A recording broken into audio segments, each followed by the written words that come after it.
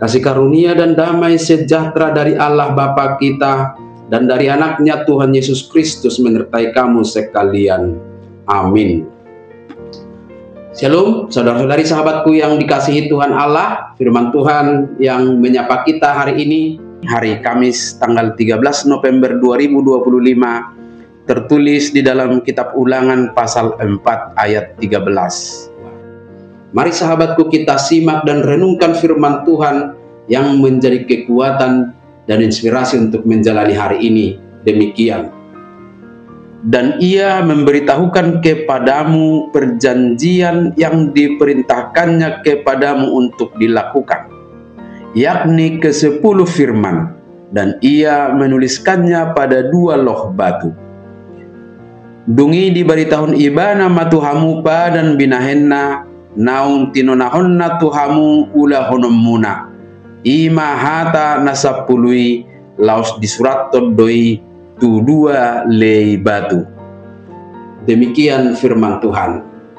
Sahabat renungan harian, saudara-saudariku di dalam nama Tuhan Yesus, nas firman Tuhan hari ini menyegarkan ingatan kita kembali tentang inti hubungan antara Tuhan Allah dan kita sebagai umatnya, yang diikat dalam sebuah perjanjian.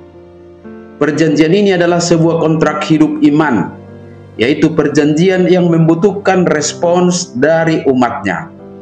Itulah sebabnya bagian terpenting dari perjanjian ini adalah ke-10 hukum Taurat atau dasatitah yang dituliskan dalam 2 loh batu dengan penegasan nilai kasih antara Allah dan umat manusia.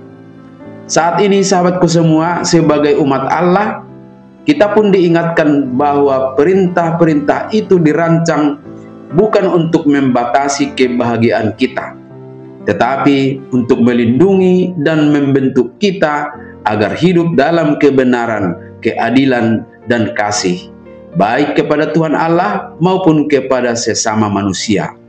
10 perintah adalah cetak biru untuk hidup yang berkelimpahan di bawah kedaulatan Tuhan Allah.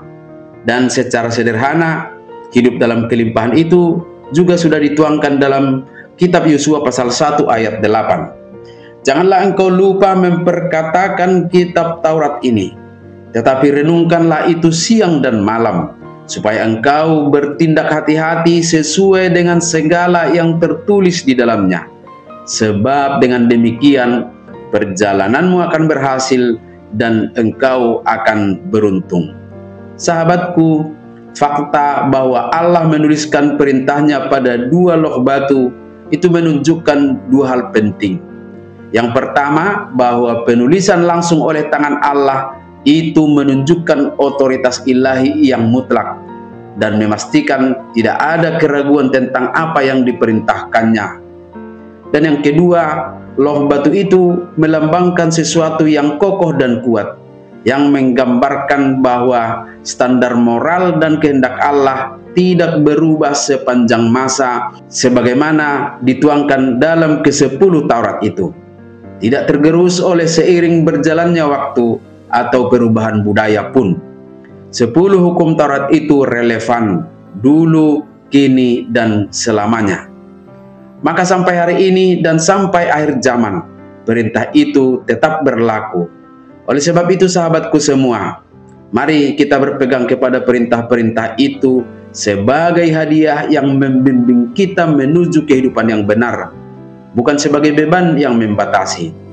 Mari kita memperbaharui komitmen kita untuk tidak hanya mendengar firman atau perintahnya, tetapi juga dengan sungguh-sungguh melakukannya, mengingat bahwa itu adalah inti dari perjanjian kekal kita dengan Tuhan Allah.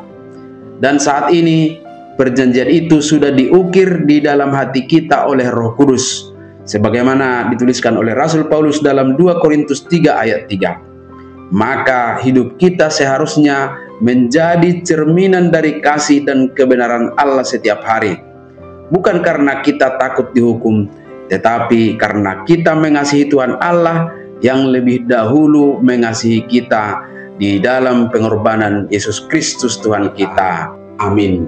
Selamat beraktivitas, Tuhan memberkati.